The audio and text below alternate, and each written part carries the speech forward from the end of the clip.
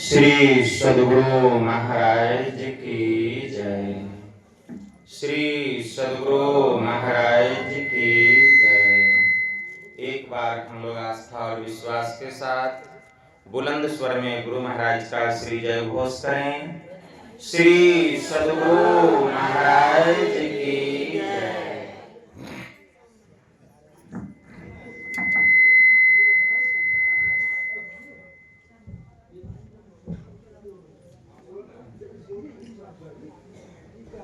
अखंड मंडलाकारं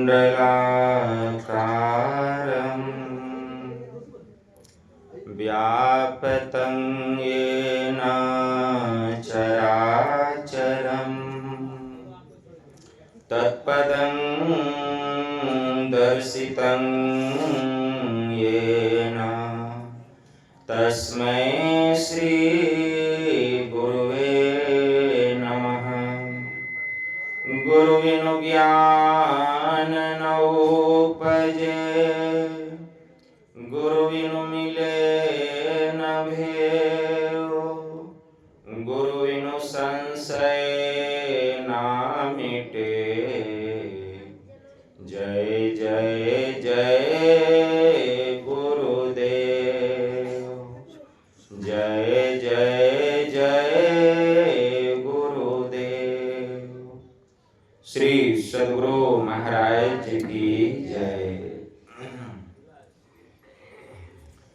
अव्यक्त रूप में परमाराध्य संत सद्गुरु महाराज के पावन कमल चरणों में बारंबार नमन। तीर्थों को भी पावन करने वाले मंचासीन वंदनीय साधु समाज के श्री चरणों में कोटिशः नमन। आदरणीय सत्संग प्रेमी गुरुजनों, भक्तिमती माताओं एवं धर्मशीला बहनों, आप लोगों को सर्वविदित हो चुका है कि यह संतमत सत्संग का आयोजन 20वीं सदी के महान संत सद्गुरु महर्षि में ही परमहंस जी महाराज के परम प्रिय शिष्य संत सद्गुरु महर्षि संसेवी परमहंस जी महाराज के 106वीं जयंती के उपलक्ष्य में सत्संग भवन गणेशपुर तिनपुलिया में यह सप्ताह ध्यान साधना शिविर और सत्संग का आयोजन चल रहा है। और आज अंतिम दिन का यह अपराह्न बेला का सत्संग है, जिसमें कि हम लोग अपनी अपनी उपस्थिति दर्ज कर रहे हैं। यह हम लोगों का परम सौभाग्य है। इस संत मत सत्संग के द्वारा ज्ञान योग युक्त एकमात्र ईश्वर भक्ति का संदेश दिया जाता है, उपदेश दिया जाता है। प्रत्येक प्राणी मात्र को बोध कराया जाता है कि ज्ञान क्या है, योग क्या है, भक्ति क्या है, जीव क्या है, माया क्या है, ब्रह्म क्या है। इन सभी रहस्यमयी बातों का ज्ञान सत्संग के माध्यम से यह जो जीव अबोध बना हुआ है, सत्संग श्रवण करते करते एक दिन वह सुबोध और परम ज्ञानी हो जाता है। अभी संत स्तुति और गुरु वंदना से पाठ का शुभारंभ हुआ। हम लोगों ने अति ही मनोयोग पूर्वक भक्ति युक्त ढंग से पाठ का श्रवण किया। तत्पश्चात श्री रामचरितमानस सार सटीक सप्तम सोपान उत्तर कांड से भी हम लोगों ने पाठ का श्रवण किया। पाठ के क्रम में हम लोग काग भुसुंडी जी महाराज और पक्षीराज गरुड़ जी के बीच के संवाद को हम लोग सुन रहे थे। काग भुसुंडी जी महाराज पक्षीराज गरुड़ से कह रहे हैं कि हे खगेश, व्यापी रहु संसार मह, माया कटक प्रचंड, सेनापति कामादि भट्ट, दंभ कपट पाखंड, सो दासी रघुवीर के, असमुझे मिथ्या सोपी, अछूट न राम कृपा बिनु, अनाथ कहाँ पद रोपी। जो माया सब जगहि नचावा, जासु चरित लखी काहू न पावा, सो प्रभु भ्रो विलास खग राजा, नाच नटिन इव सहित समाजा। व्यापक व्याप्य अखंड अनंता, अखिल अमोघ शक्ति भगवंता। काग भुसुंडी जी महाराज पक्षीराज गरुड़ से कह रहे हैं, क्या कह रहे हैं? अगुण अदर्भ गिरा गोतीता, सब दर्शी अनवध्य अजीता। निर्मल निराकार निर्मोहा, नित्य निरंजन सुख संदोहा। प्रकृति पार प्रभु सब उर्वासी, ब्रह्म निरीह बिरज अविनाशी। इहाँ मोह कर कारण नाही, रवि सन्मुख तम कबहु न जाहि। भगत हेतु भगवान प्रभु, राम धरऊ तनु भूप। अकिए चरित पावन परम, प्राकृत नर अनुरूप। जथा अनेकन भेष धरी, नृत्य करई नट कोई। असोई सोई भाव दिखावई, आपुन होई न सोई। कितना सुंदर विषय बना। माया क्या है, ब्रह्म क्या है और जीव क्या है। जीव, माया और ईश्वर स्वरूप तीनों इसमें आ गया। एक बार दक्षिण भारत में एक बड़े उच्च कोटि के महापुरुष हो गए, संत माधवाचार्य जी महाराज। संत माधवाचार्य जी महाराज के पास उनके शिष्य वल्लभाचार्य आते हैं मिलने के लिए, और यही जिज्ञासा करते हैं, गुरुदेव मैं जानना चाहता हूं कि जीव किसे कहते हैं। गुरुदेव मैं जानना चाहता हूं कि माया किसे कहते हैं। गुरुदेव मैं जानना चाहता हूं कि ब्रह्म किसे कहते हैं। कितना कठिन विषय है। संत माधवाचार्य जी महाराज देखते हैं कि नदी में एक घड़ा बहते हुए जा रहा है, एक मटकी बहते हुए जा रही है। उस मटकी में थोड़ा बहुत जल भी है। संत माधवाचार्य जी महाराज वल्लभाचार्य से कहते हैं, बेटा देखो एक मटकी नदी में बहते हुए जा रही है, ऐसा करो एक पत्थर उठाओ और उस मटकी पर मारो। वल्लभाचार्य तुरंत एक पत्थर उठाते हैं, अब मटकी में निशाना लगा के मारते हैं। मटकी गया फूट और उसका सारा जल नदी के जल में जाकर के समा गया। संत माधवाचार्य जी महाराज कहते हैं, बेटा बात कुछ समझ में आई। वल्लभाचार्य कहते हैं, गुरु महाराज कुछ भी समझ में नहीं आया। संत माधवाचार्य जी महाराज कहते हैं, बेटा सुनो, यह जो तुम विशाल नदी देख रहे हो इसको तुम ब्रह्म जानो। यह जो विशाल नदी देख रहे हो इसको तुम ब्रह्म जानो, और उस नदी में जो मटका बह रहा है उसको तुम माया जानो। अब मटके में उस नदी का थोड़ा सा जो जल है उसको जीव जानो। बेटा तुमने पत्थर मारा, मटका गया फुट, मतलब आवरण जो है माया का वह फुट गया, और उस नदी का ब्रह्म रूपी नदी का जो जल था, उस मटके में जीव रूपी जो जल था, वह जल मतलब वह अंश अपने अंशी में जाकर के मिल गया। वल्लभाचार्य जी कहते हैं, गुरुदेव बात समझ में आ गई। बस वही हाल हमारा है। यह जीवात्मा परमात्मा का अंश है, लेकिन इस अंश को, इस जीवात्मा को परमात्मा का ज्ञान नहीं हो रहा है।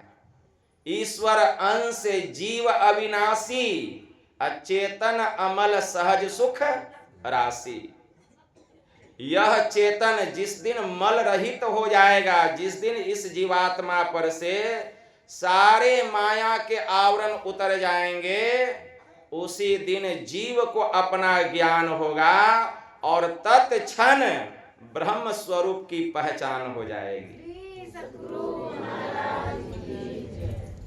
तो जरूरत है, माया का आवरण कैसे हटेगा? जीव के ऊपर जो माया का आवरण है, यह माया जो है पूरे संसार में फैली हुई है। व्यापी रहो संसार में, माया कटक प्रचंड। माया की विशाल सेना, भयानक सेना पूरे विश्व में फैला हुआ है। पूरे विश्व में सेनापति कामादि भट्ट। माया क्या है? इसको महारानी समझो। माया क्या है? महारानी। अब महारानी है, अब कोई महाराजा है तो उसका सेनापति भी होगा, योद्धा भी होगा। तो इसका सेनापति कौन है? माया रूपी महारानी का सेनापति कौन है? तो काम, क्रोध और लोभ ये सेनापति हैं। अडंभ, कपट, पाखंड। डंभ, अहंकार, छल, कपट, पाखंड, ये सब योद्धा हैं। अगर माया पर विजय प्राप्त करना चाहते हैं तो पहले योद्धा को परास्त करना पड़ेगा। योद्धा क्या है? डंभ, कपट और पाखंड। इसीलिए हमारे परमाराध्य कहने की कृपा किए, पाखंड अरु अहंकार तजी, निष्कपट हो अरु दीन हो, सब कुछ समर्पण कर गुरु की सेवा करनी चाहिए। खूब गाते हैं, लेकिन ऐसा होता नहीं है। गाते तो खूब हैं कि पाखंड अरु अहंकार तजी, निष्कपट हो, छल कपट से रहित, सब कुछ समर्पण कर गुरु की सेवा करनी चाहिए। लेकिन ऐसा होता नहीं है। माया पर कैसे विजय प्राप्त कर लेंगे? पहले योद्धा से ही हार जाते हैं, और उसके बाद सेनापति भी है। सेनापति कौन है? काम, क्रोध और लोभ। छल कपट से ही छुटकारा नहीं मिला, अहंकार से ही छुटकारा नहीं मिला, तो ये काम, क्रोध और लोभ। काम दीवाना क्रोध है, राजा बसे 2500 चोर। इससे छुटकारा कैसे मिलेगा? काम पर विजय प्राप्त करना साधारण बात है। एक बार देवर्षि नारद बाबा भगवान विष्णु के पास आए और उन्होंने कहा, भगवान मैंने काम पर विजय प्राप्त कर लिया।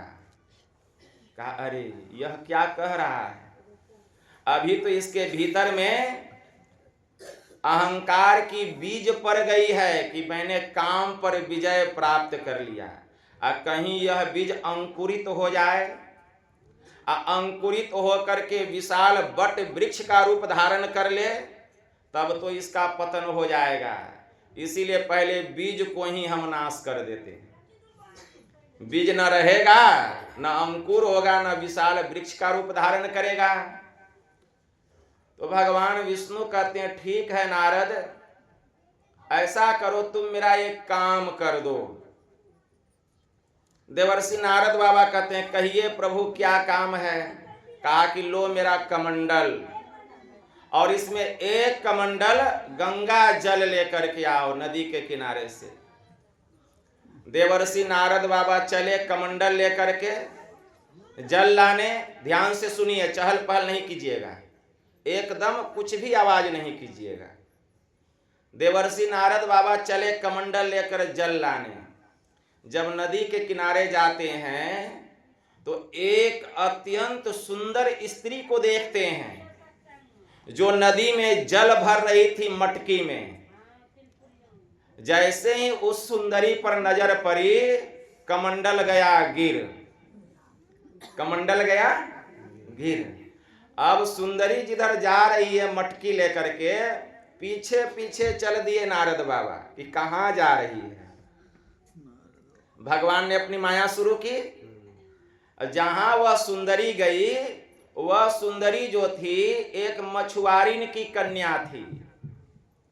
जाते हैं देवर्षि नारद बाबा उस मछुआरे के यहाँ, कहते हैं देखिए आपकी सुपुत्री बड़ी सुंदर है, मैं उससे विवाह करना चाहता हूं।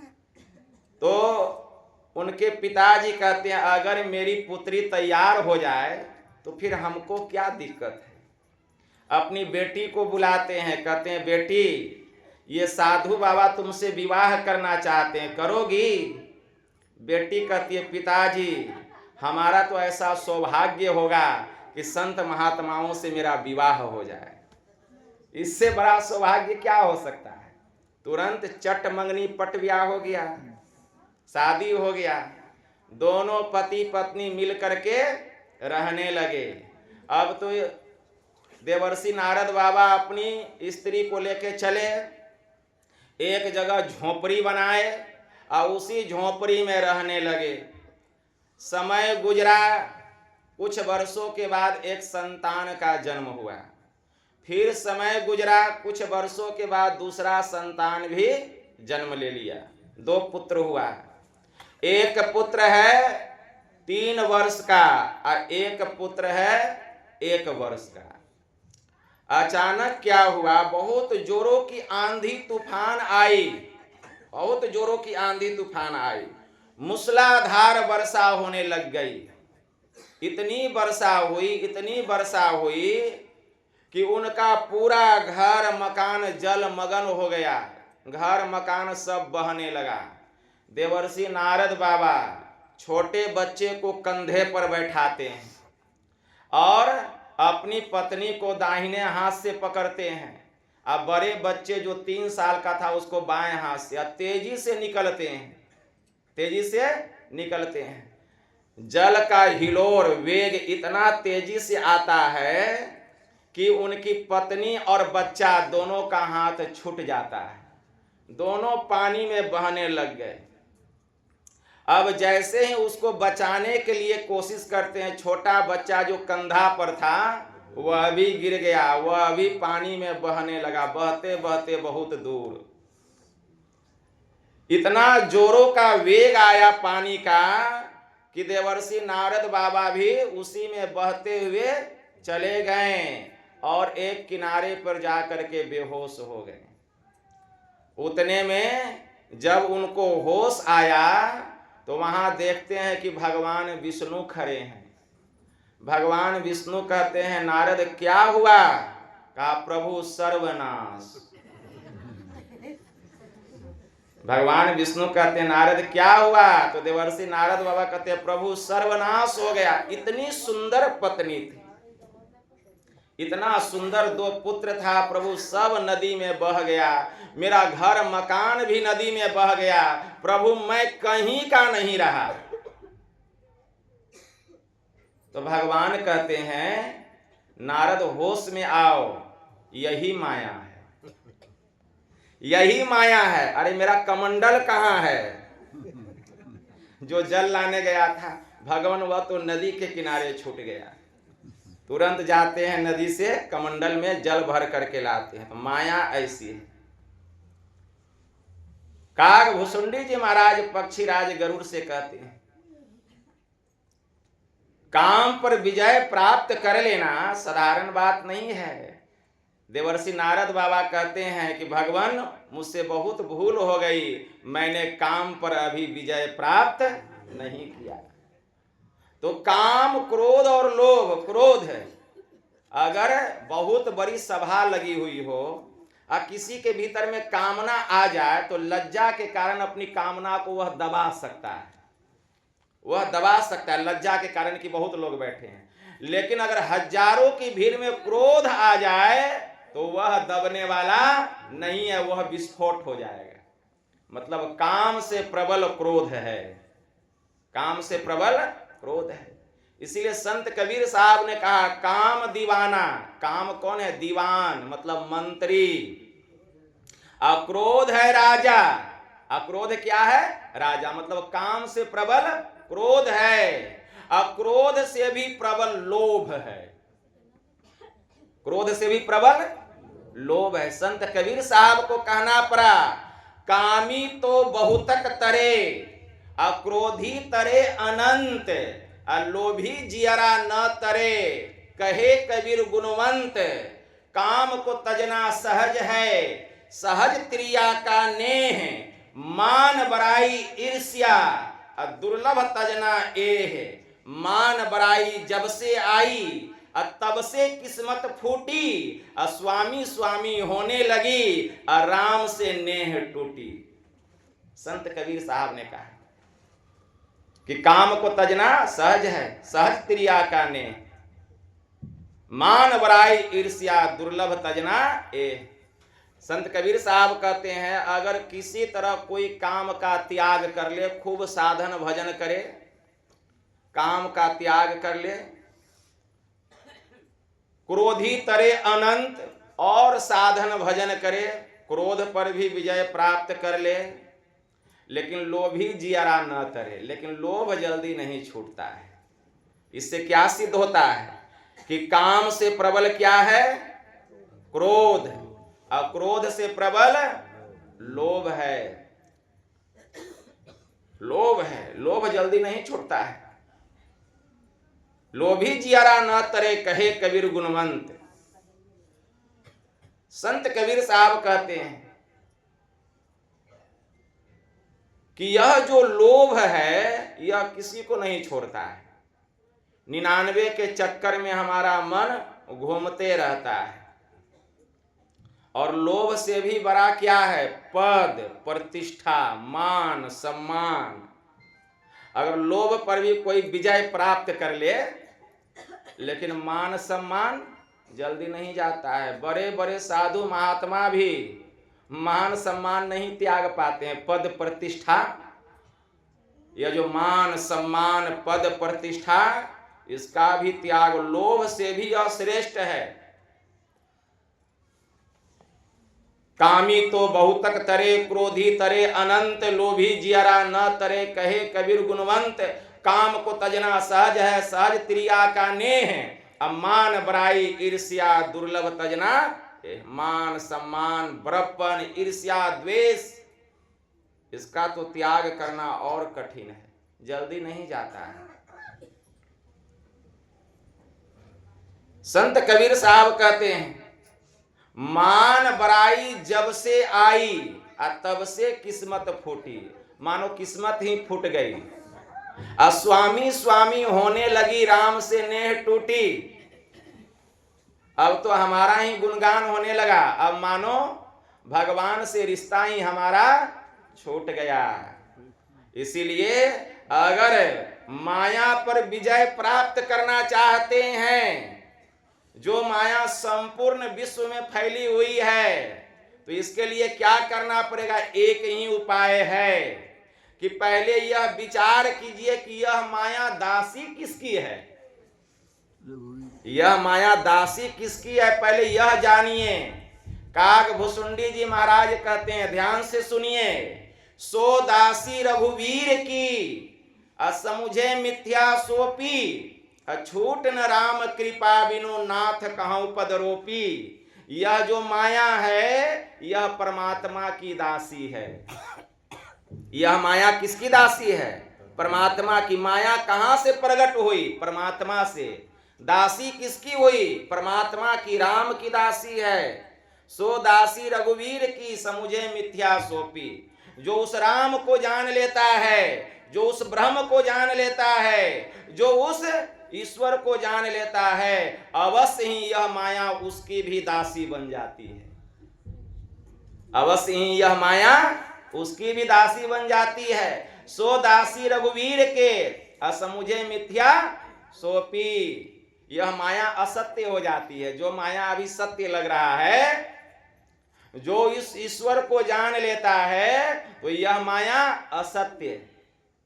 रजत सीप महाभाष्य जिमी, गोस्वामी जी ने लिखा। ऐ बुरी माई बैठिए, उठ बैठ नहीं कीजिए, बैठिए।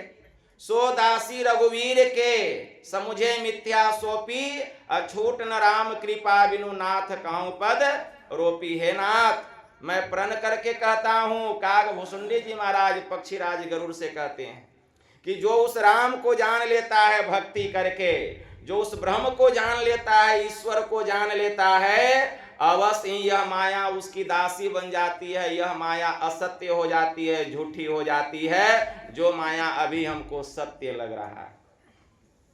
गोस्वामी जी लिखते हैं, रजत सीप महाभाष्य जिमी जथा भानुकर वारी, यद्यपि मृषा तिहु काल सो, अब भ्रम न सकई कोई टारी। ऐसे ही जन हरि आश्रित लहई, यद्यपि असत्य देत दुख अहई। यद्यपि यह माया असत्य है और हमेशा जीव को दुख देता है, यह हमेशा जीव को दुख देता है। काग भुसुंडी जी महाराज पक्षीराज गरुड़ से कहते हैं, क्या कहते हैं? जो माया सब जगह ही नचावा, जो माया संपूर्ण संसार को नचा रही है। कौन नहीं नाच रहा? सब लोग माया के चक्कर में पड़ के नाच रहा है। जो माया सब जगह ही नचावा, जासु चरित लखी काहू न पावा, जिसके चरित्र को आज तक कोई नहीं जान पाया। माया के चरित्र को ब्रह्मा नहीं जब जान पाया, तो आप क्या जानेंगे? माया ने ब्रह्मा को नचा दिया। जासु चरित लखी काहू न पावा, सो प्रभु भ्रू विलास खगराजा। वही माया परमात्मा के भौओं के इशारे से, मतलब श्री राम के भौओं के इशारे से अपने पूरे परिवार के साथ, समाज के साथ एक नटिन के जैसी, एक नर्तकी के जैसी, नाचने वाली के जैसी नाचती है। सो प्रभु भ्रू विलास खगराजा, नाच नटिन इव सहित समाजा। अगर हम चाहते हैं कि यही माया हमारे भी भौओं के इशारे से नाचे, तो मायापति का ज्ञान प्राप्त कीजिए। मतलब ईश्वर को जानिए। जो ईश्वर को जान लेता है वह ईश्वर स्वरूप हो जाता है, ईश्वर स्वरूप हो जाता है। व्यापक व्याप्य अखंड अनंता, अखिल अमोघ शक्ति भगवंता। वह जो राम है, वे जो ब्रह्म है, व्यापक व्याप्य। व्यापक मतलब, व्यापक का मतलब क्या होता है? व्यापक। जैसे मिट्टी है और एक गिलास में मिट्टी को डाल दीजिए, तो मिट्टी क्या हो गया? व्यापक हो गया। उसमें पानी को मिलाइए, वह पानी व्याप्य हो गया। जैसे एक लोहा का गोला है, लोहे के गोले को आग की भट्ठी में डाल दीजिए, वह लोहा का गोला क्या है? व्यापक है, और अग्नि उसमें व्याप्य है, फैला हुआ है। बस यही समझिए। उसी प्रकार वे राम जो है व्यापक हैं, ठीक है ना? व्यापक व्याप्य अखंड अनंता, वे ऐसे राम हैं। अखिल अमोघ शक्ति भगवंता, वे अखिलेश्वर हैं, अमोघ हैं, वे सर्वशक्तिमान हैं। कैसे हैं? अगुण अदर्भ गिरा गोतीता। जिस राम को जानने से, मायापति को जान लेने से माया हमारी दासी बन जाएगी। वे राम कैसे हैं? तो कहते हैं अगुण अदर्भ गिरा गोतीता, सबदर्शी अनवध्य अजीता। वे सबदर्शी हैं, वे अनवध्य हैं, अजीत हैं। ऐसे वे राम हैं। निर्मल मतलब पवित्र हैं। निराकार, उनका कोई रंग रूप आकार प्रकार नहीं है। निर्मोहा, वे मोह रहित हैं। नित्य, वे सबके भीतर में रहने वाले नित्य स्वरूप हैं। निरंजन हैं, सबके स्वामी हैं। सुख संदोहा, जो उसको जान लेता है वह सुख के धाम में चला जाता है। उपनिषद में बड़ा अच्छा मंत्र आया है। यम ने नचिकेता से कहा, कठोपनिषद में मंत्र आया, अशरीरम शरीरे स्वनवस्थे स्वस्थितम महानतम विभुमात्मानम मत्वा धीरो न सोचती। जो सभी शरीरों में शरीर रहित है, जो सभी अनित्यों में नित्य स्वरूप है, ऐसे महान आत्मा को जानकर मनुष्य कभी शोक नहीं करता, क्योंकि जो आत्मा है वही परमात्मा है, दोनों में कोई अंतर नहीं है। इसलिए जरूरत है अपने को जानो। अगर उस ब्रह्म को जानना है, राम को जानना है, परमात्मा को जानना है, तो पहले अपना ज्ञान प्राप्त करो। एक मुर्शिद ने बड़ा अच्छा लिखा, अरे मिलने की आरजू है तो खुद को मिटा के देख, अब पर्दा नसीन गर है तो जरा पर्दे से आके देख। जिसको तू ढूंढता है मिलेगा तुझे यहीं, दरियाए इश्क में जरा गोता लगा के देख। मस्जिद खुदा का घर है यह कहते हैं शेख जी, अरे खुद ही खुदा का घर है, जरा खुद ही को मिटा के देख। मुल्ला की बांग को सुनता है सामो शहर इमाम, अरे बांगे इलाही हो रही, भीतर में खुदा का कलाम हो रहा है, ब्रह्म ध्वनि हो रही है, जरा गोसे में आके देख, जरा अपने भीतर में प्रवेश करो। मुल्ला की बांग को सुनता है सामो शहर इमाम, मुल्ला की बांग को सुनता है सामो शहर इमाम, जरा गोसे में आके देख, कौओं से हंस बन रहे हैं सब मुर्शिद के पास में, अरे तालिबे दीदगर है तो जरा सजदे में आके देख, अब मिलने की आरजू है तो खुद को मिटा के देख। खुद को मिटाओ खुदा मिलेंगे। संत पलटू साहब की वाणी में आया, अरे साहिब साहिब क्या करे, साहिब तेरे पास, साहिब तेरे पास याद करूं होवे हाजिर, अरे अंदर धंसी के देखूं। जरा अपने सूरत को भीतर में धंसाओ, अंदर धंसी के देखूं। सूरत को धंसाना पड़ेगा कहाँ? तो गुरु महाराज की वाणी में आया, सुन धंसिए श्रुति शब्द समयतय हो, अब पहुंची मिलिए जयतय सत्य। गुरु महाराज की वाणी में आया, पहुंची मिलिए जयतय सत्य। संतन के भेद यह, संतन के भेद यह छिपल छल बाबा कयल प्रचार। यह संतों का जो भेद है आप पंडितों का वेद है। पंडित लोग वेद पढ़ता है और संत लोग उसका भेद बतलाता है। तो शून्य धंसिए श्रुति शब्द समय तय हो, उस शून्य में अपने सूरत को जमाना पड़ेगा। संत पलटू साहब कहते हैं तब जो है सतनाम की ध्वनि सुनाई देगी। किस शून्य में? प्रकाश रूपी शून्य में। प्रकाश रूपी शून्य में अपने सूरत को समाना होगा। संत पलटू साहब कहते हैं साहिब साहिब क्या करे, साहिब तेरे पास, साहिब तेरे पास याद करूं होवे हाजिर, अंदर धंसी के देखूं साहिब मिलेगा नादिर। कहते हैं मान मनी हो फना। जब हम प्रकाश रूपी शून्य में हमारी सूरत धंसेगी तो मान सम्मान सब जल करके राख हो जाएगा। जितना पुण्य है, जितना प्रताप है, सब जल के भस्म। कहेंगे बाबा पुण्य जल के भस्म, वही तो मान सम्मान है। अब पाप, पाप तो आज्ञा चक्र 10वें द्वार में प्रवेश करके सहस्त्र दल कमल में जाते हैं, सब पाप जल के भस्म। जब त्रिकुटी महल में सूरत समाती है, प्रकाश मंडल में सूरत समाती है, और उस शून्य में जब सूरत धंसती है तो मान सम्मान जितना है, ईर्ष्या द्वेष जितना पुण्य है, सब जल करके स्वाहा। गुरुदेव कहते हैं कर्म धर्म को जला खाक कर देंगे तुमको तार। तो याद रखिए पाप पुण्य दोनों बंधन का कारण है जीव के ऊपर। पहले पाप के बंधन से छूटना पड़ता है, फिर पुण्य के बंधन से छूटना पड़ता है। पाप लोहे की बेरी है, अब पुण्य सोने का बंधन है। अगर सोने के बंधन से आपको बांध दें तो उससे भी मौत हो जाएगी आपकी। सोने के जंजीर से आपका गला अगर लपेट दिया जाए तो आप जिंदा रहेंगे कि मरेंगे?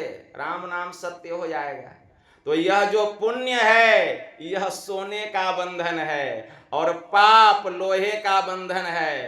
पाप जल के कहाँ साफ होता है? सुषुम्ना में जब सूरत समाती है, मतलब अंधकार रूपी शून्य में जब सूरत समाती है तब पाप जल करके नाश होता है। और प्रकाश रूपी शून्य में त्रिकुटी महल में जब सूरत समाती है तब पुण्य जल करके भस्म होता है। वही संत पलटू साहब कहते हैं, मान मनी हो फनाह तब नूर नजर में आवे, बुरका डारे टार खुदा वा खुद दर्शावे। बुरका डारे टार मतलब प्रकाश का पर्दा हटा और खुदा वा खुद दर्शावे, तब खुदा का दीदार, खुदा का दीदार कीजिए, खुदा वा खुद दर्शावे। रूह करे मैराज में कुफर का खोली कुलावा, 30 रोजा रहे अंदर में 7 रिकावा।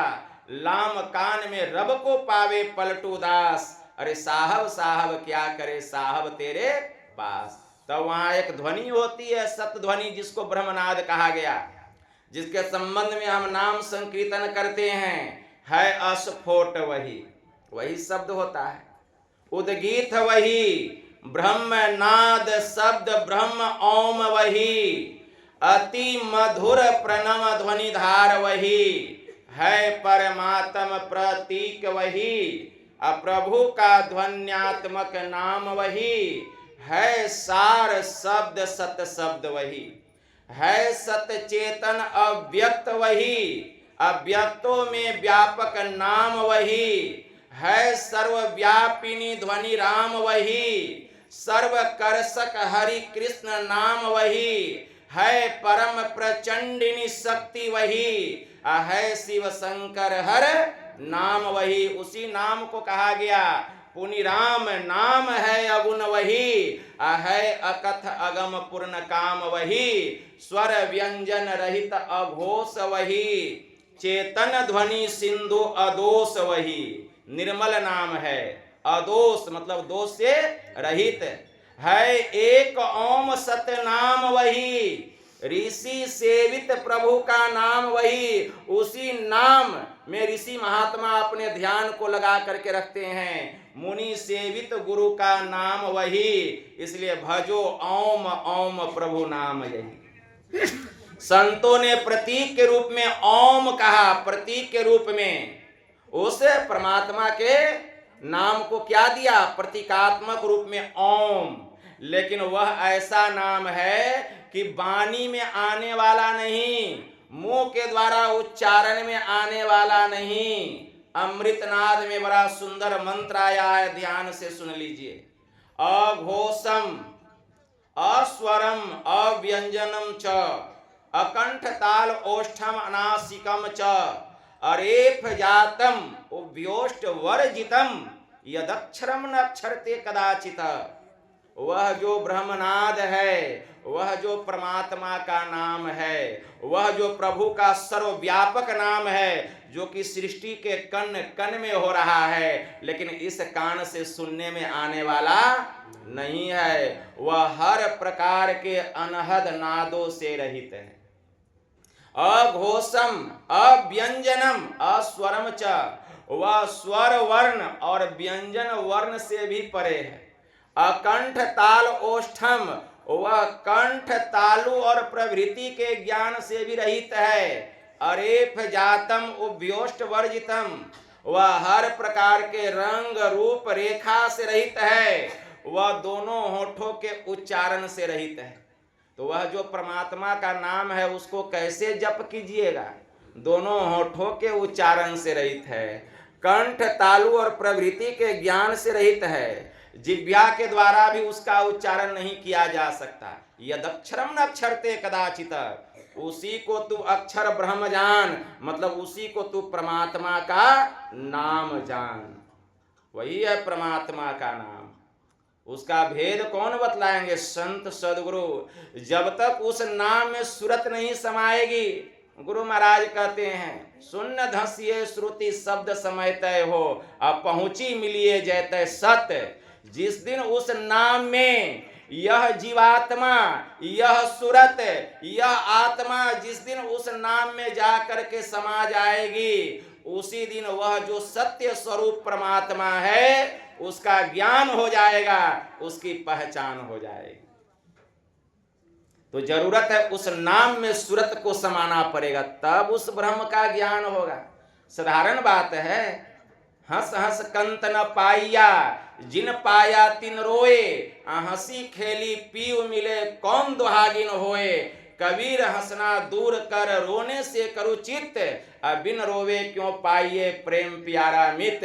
परमात्मा को कोई हंस हंस करके प्राप्त नहीं कर सकता है, उसके लिए रोना पड़ेगा। स्वामी विवेकानंद जी महाराज इतना रोते थे कि जब सुबह सो करके उठते थे उनका तकिया गीला हो जाता था। प्रभु का दर्शन नहीं हुआ था, उनकी याद में कि प्रभु दर्शन कब होगा, मिलन कब होगा।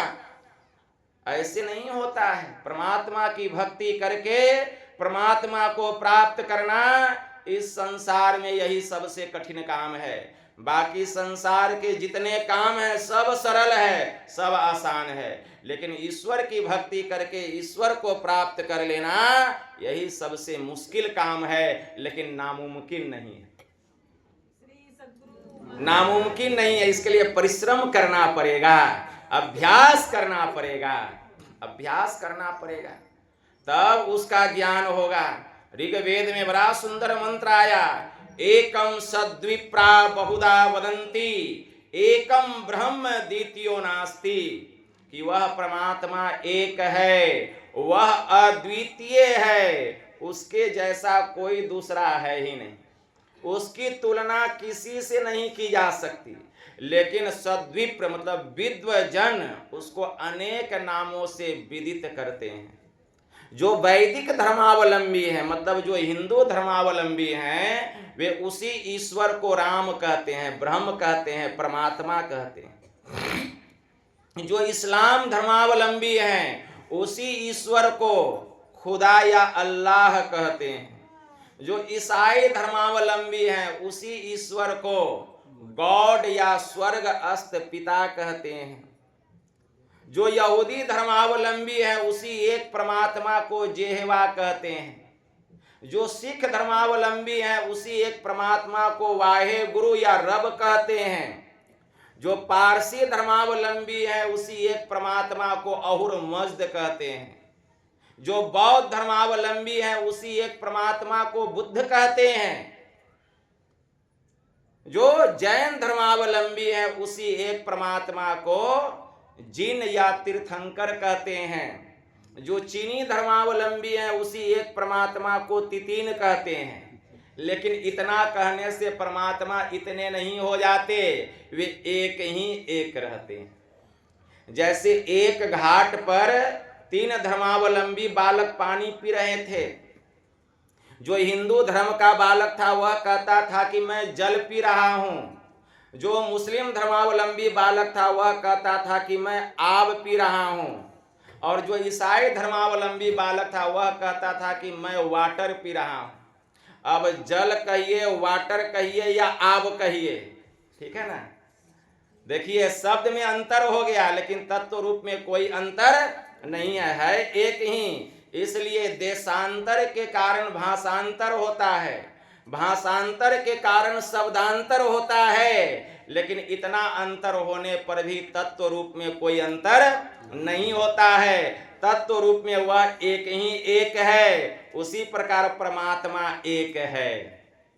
इस बात का हम लोगों को ज्ञान होना चाहिए कि वह ईश्वर एक है। मैत्रेयोपनिषद में बड़ा अच्छा मंत्र आया। मैत्रेय ऋषि ने कहा, एकमेवादित्यम यद गुरुर्वाक्ये निश्चितम एतदे कांतिमित युक्तम न मठो न वनांतरम, कि वह परमात्मा एक है, वह अद्वितीय है, उसके जैसा कोई दूसरा नहीं। ऐसा गुरु के महावाक्य पर जिसको विश्वास हो गया, तो मैत्रेय ऋषि कहते हैं एतदे कांतमित युक्तम, उसे एक पवित्र स्थान पर उस प्रभु को पाने के लिए कहीं बाहर में नहीं, अपने भीतर में गुरु से ज्ञान लेके ध्यान लगाना चाहिए। यही बात सत्य है। उसे मठ में और वन में जाने की कोई आवश्यकता नहीं है, कोई आवश्यकता नहीं है। संत लक्ष्मीपति जी महाराज ने कहा है तो स्वामी सबके भीतर, है तो स्वामी सबके भीतर, लेकिन लखा न होता है। जैसे रंग मेहंदी में तैसे मालूम होता है, जैसे मकरा जाल जगत में तरह तरह के छाता है, धड़ी के देखो उसके भीतर तनिक सुत नहीं आता है। इंद्र जाल का अजब तमाशा, अरे पुतली ताल लगाता है कोई भीतर दूसरा बैठा नाना नाच नचाता है।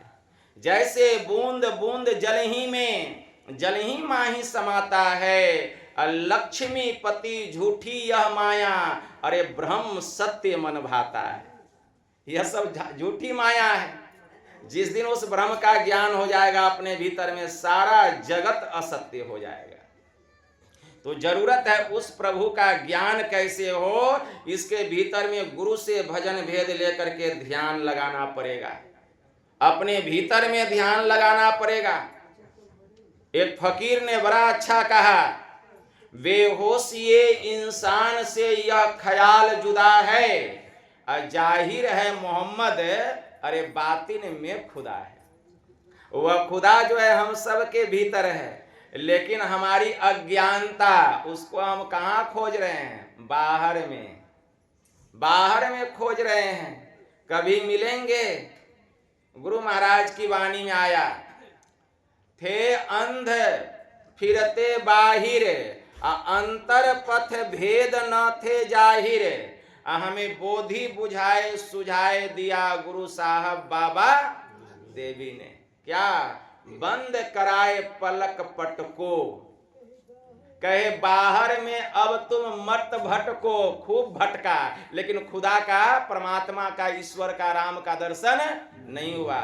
इसीलिए सीधे सन्मुख सुषमन बिंदु को गुरु महाराज कहते हैं, मैंने जो क्रिया बतलाई है एकदम सामने आंख बंद करके देखने के लिए। कहाँ? सुषुम्ना में मन को टिका करके रखो तो क्या होगा? खुदा का दर्शन करने के पहले, ब्रह्म का दर्शन करने के पहले ब्रह्म ज्योति का दर्शन होगा, ब्रह्म ज्योति का। गुरु महाराज की वाणी में आया, क्या कहते हैं कि सुषमन घर में ध्वनि धार बजे, तब उस बिंदु में सुरत समाएगी और कहाँ जाएगी? सुषमन घर में। मीराबाई कहती है ना, ऊंची अटरिया लाल किमरिया निर्गुण सेज बिछी, पचरंगी झालर शुभ सोहे, फूलन फूल कली, अरे वाजू बंद करुला सोहे, मांग सिंदूर भरी, सेज सुषुम्ना मीरा सोवे, आज है शुभ घड़ी, सुखमन थाल हाथ में लिन्हा, शोभा अधिक भली, असेज सुषुम्ना मीरा सोवे, शुभ है आज घड़ी। जो उस सुषुम्ना में प्रवेश करता है वह कहाँ जाता है? सुषुमन घर में जाता है। सुषुमन घर में ध्वनि धार बजे, तब जो है वहां वर्षा होती है अमृत की। सुषुम्ना रूपी घर में अमृत की वर्षा हो रहा है। सुषुमन घर में ध्वनि धार बजे।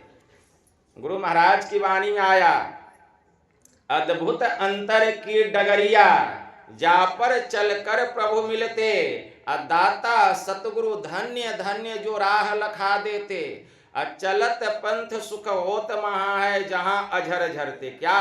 तो कहते अमृत ध्वनि की नौबत झरत। यह अमृत क्या है? सुषुम्ना में जो प्रकाश हो रहा है, सुषुम्ना में जो अनहद प्रकार का शब्द हो रहा है, वही अमृत है। उस अमृत का यह जीव पान करता है। कितना आनंद है, कितना सुख है। उस अमृत का पान करते हैं। उस अमृत के सामने यह जो संसार का सुख है, सूखे हुए सर्प के समान दिखाई देता है। सुखमन घर में ध्वनि धार बजे, अचरि श्वेत सुरत सोधार भजे, अनहद उलझन यही युक्ति तजे। इसी युक्ति से संसार के उलझन से जीव छूट जाता है। सत ध्वनि की युक्ति दई गुरु ने, तब गुरु महाराज सार शब्द की युक्ति, सतनाम की युक्ति, नाम का दान देते हैं, नाम का दान देते हैं। गुरु की यह युक्ति बरी में ही, अब में ही प्रगट संसार नहीं। गुरु महाराज यह जो ब्रह्म विद्या बतलाए हैं, यह ज्ञान कब से है? यह ज्ञान बड़ा महीन है, बड़ा सूक्ष्म है। गुरुदेव कहते हैं गुरु की यह युक्ति बरी में ही प्रगट संसार नहीं। गुरु महाराज का जो यह ज्ञान है, यह जो परमार्थिक ज्ञान है, ईश्वरीय ज्ञान है, बहुत महीन ज्ञान है, में ही प्रगट संसार नहीं। तब गुरु महाराज अपने नाम को लगाते हैं कि उस समय यह संसार भी नहीं था।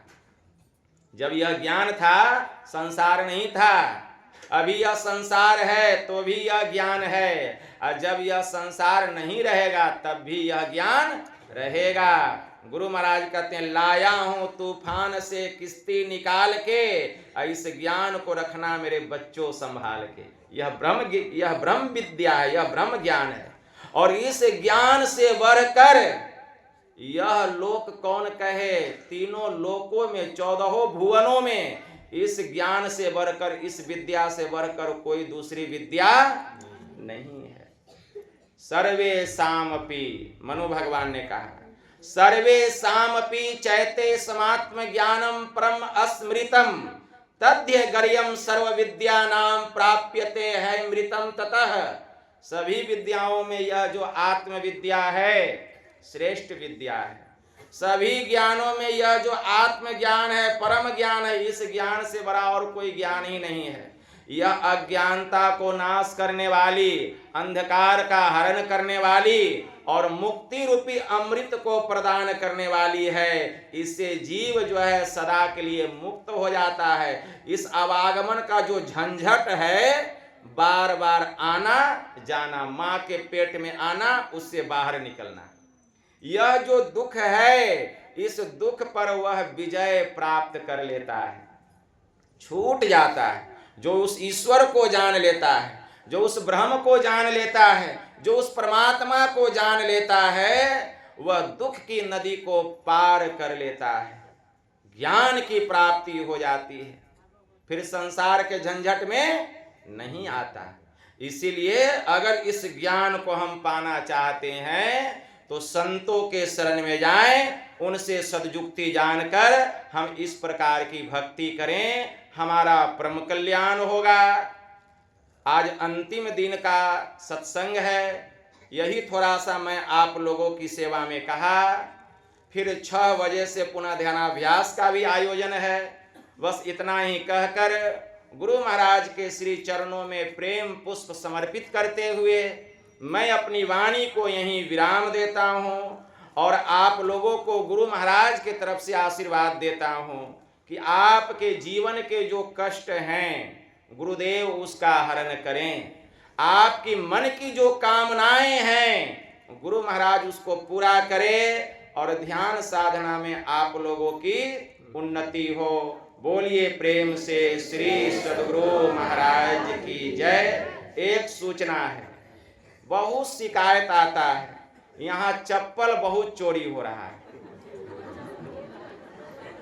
जो भी लोग ऐसा करते हैं एकदम खराब बात है। आप लोग यहाँ पुण्य कमाने आते हैं लेकिन पाप जो है जमा करके चले जाते हैं। अगर कोई भूल चूक से भी किसी का चप्पल पहनकर चले जाएं, ईमानदारी से उसका चप्पल ला करके इस स्थान पर रख दें। ऐसा पाप नहीं करें। और जो भी कोई देखे कि कोई किन्हीं के घर में कोई चप्पल लेके आए हैं, कोई ईमानदारी से यहाँ पहुँचा दे। बहुत चप्पल चोरी हो गया है, दे सुनने में बहुत खराब लगता है। और दूसरी सूचना यह है कि जो भी लोग दीक्षा लेना चाहते हैं कल सुबह 10 बजे नहा धोकर आएंगे और दीक्षा यहाँ ले सकते हैं। शर्त यही है कि जो 6 महीना से मांस मछली का सेवन नहीं किए हैं और आजीवन संकल्प लिए हैं कि पुनः मांस मछली का सेवन नहीं करेंगे। दीक्षा लेने के अधिकारी हैं। बोलिए प्रेम से श्री सद्गुरु महाराज की जय। आरती संग सतगुरु के जय। अंतर जोत होत लख लीजे। पांच तत्व तनय अग्नि जराई। दीपक चास प्रकाश करीजे। गगन थाल रवि शशि फल होला। मूल कपूर अक्षत